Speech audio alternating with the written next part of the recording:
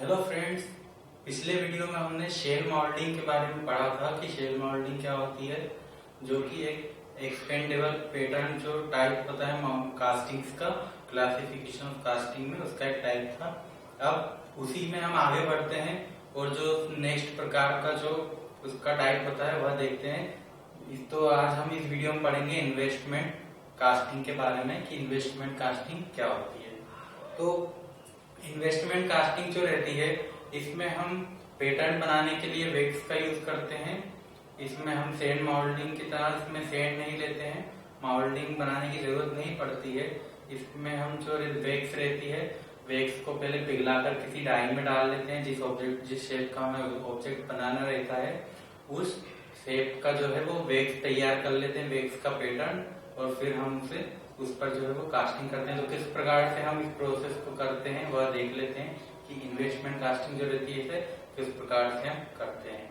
चलिए तो हम देख लेते हैं कि इन्वेस्टमेंट कास्टिंग क्या होती है। इन्वेस्टमेंट कास्टिंग,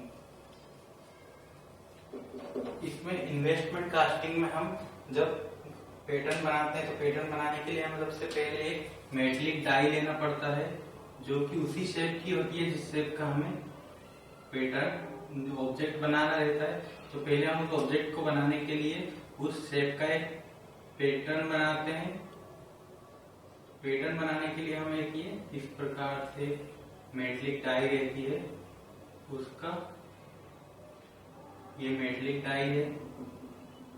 इसके अंदर हम लिक्विड वेक्स को डाल देते हैं।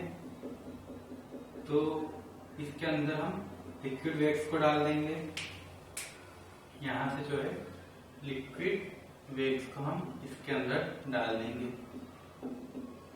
तो जब यह सूख जाएगा तो इस डाई को जब हम खोल देंगे और यह जो शेप रहेगा हमारे पास इस प्रकार का एक पैटर्न मिल जाएगा, इस शेप का एक। और ये जो मटेरियल है ये वेक्स मटेरियल है। अब हम क्या करेंगे, इस प्रकार के और पैटर्न्स को बना लेंगे। उसके बाद इन्हें हम मिला करके गेटिंग एलिमेंट्स जो रहते हैं उनके ऊपर अटैच कर देंगे और एक पैटर्न असेंबली बना लेंगे। तो इस प्रकार से हमारा कोई गेटिंग एलिमेंट रहेगा। तो गेटिंग एलिमेंट पे हम बहुत सारे इस प्रकार के शेप को लगा सकते हैं। इन सभी की जो है एक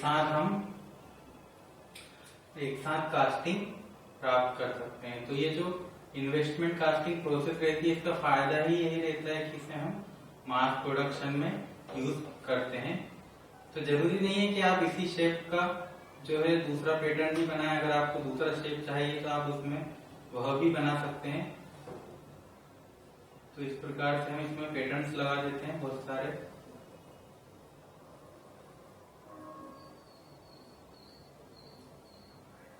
ये जो गेटिंग एलिमेंट्स रहते हैं यह भी वेक्स के ही बने हुए होते हैं। अब क्या करेंगे हम, ये जो पैटर्न असेंबली मिली हुई है, हमें पैटर्न असेंबली मिल गई है। अब इस पैटर्न असेंबली को हम स्लरी जो रहता है, एक स्लरी रहता है। स्लरी क्या होता है यह बता देता हूं मैं। स्लरी जो रहता है लिक्विड फॉर्म का मिक्सचर रहता है स्लरी। इसमें हम यह तीन चीजों से मिलकर के बना हुआ था। एक सिलिका फ्लोर, सेकेंड जो रहता है इसमें एथिल सिलिकेट बाइंडर रहता है, एथिल सिलिकेट बाइंडर, और थर्ड इसमें मिला हुआ होता है वाटर। तो जो है हम इसे एक सिलिका फ्लोर, ये जो पैटर्न असेंबली रहती है इसे इस स्लरी में हम डाल देते हैं, डिप कर देते हैं। जैसे इस टाइप से कोई हमारे पास पोर्ट है, उसके अंदर स्लरी रहेगा। इसमें हम इसे डिप कर देंगे और डिप करके बाहर निकाल लेंगे।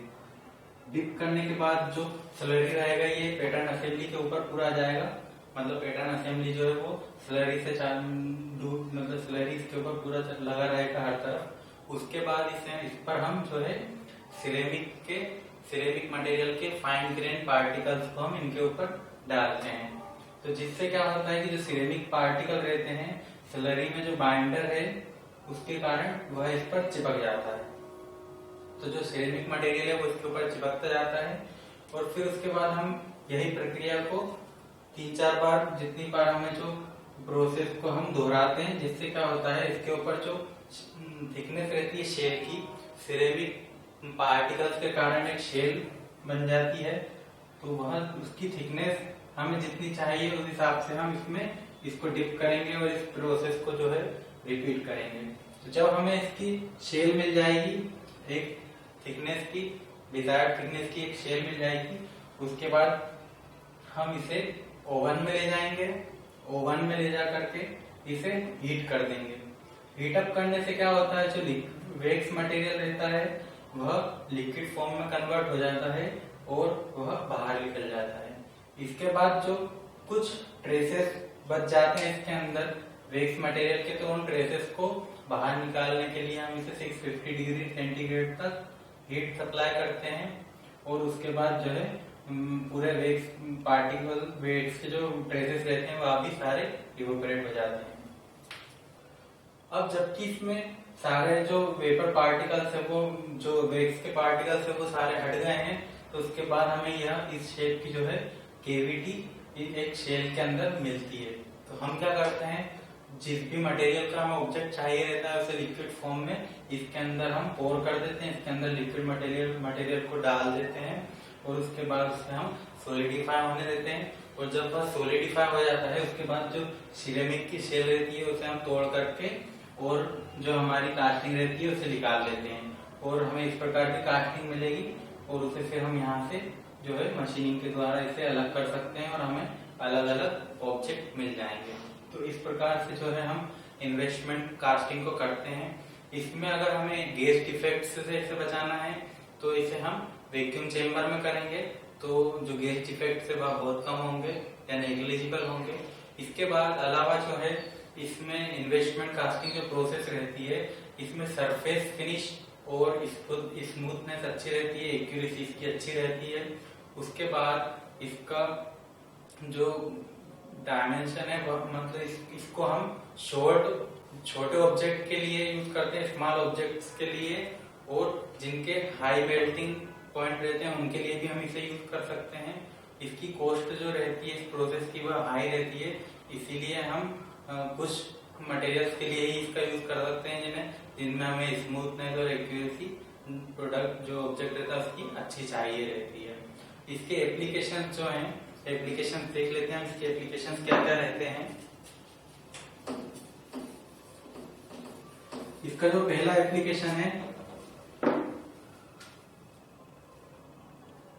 एप्लीकेशन ऑफ इन्वेस्टमेंट कास्टिंग, इसका जो पहला एप्लीकेशन है वह है गैस टरबाइन ब्लेड्स को हम गैस टरबाइन ब्लेड्स को इससे बनाते हैं। इस प्रोसेस के द्वारा हम gas turbine blades. Second number का जो एप्लीकेशन है इसका वह है जेट इंजन पार्ट्स, जो जेट इंजन के पार्ट्स रहते हैं वह भी हम इस प्रोसेस के द्वारा बनाते हैं। उसके बाद थर्ड एप्लीकेशन है इसका मेडिकल इम्प्लांट्स, मेडिकल इम्प्लांट्स भी इसी प्रोसेस के द्वारा बनाया जाता है। जरूरी नहीं है कि आप इसी प्रोसेस से बनाएं, कई कुछ जो ऑब्जेक्ट्स रहते हैं उन्हें हम इस प्रोसेस को प्रेफर करते हैं। इनकी जो बेनिफिट्स है उसके कारण एक्यूरेसी और डायमेंशनल एक्यूरेसी और स्मूथनेस के कारण हम इस प्रोसेस को करते हैं। इसके बाद जो फोर्थ इसका एप्लीकेशन है वह है डेंचर्स, डेंचर्स भी हम इसी प्रोसेस से बनाते हैं। और फिफ्थ जो इसका एप्लीकेशन है वह है गोल्ड ऑर्नामेंट्स, गोल्ड ऑर्नामेंट्स बनाने के लिए भी हम इस प्रोसेस का यूज करते हैं। तो फ्रेंड्स यह था इन्वेस्टमेंट कास्टिंग के बारे में वीडियो बना था। अब आप अगर आपको यह वीडियो पसंद आता हो तो इसे लाइक करें, शेयर करें और हमारे चैनल को सब्सक्राइब करना ना भूलें। Thanks for watching and don't forget to subscribe our channel.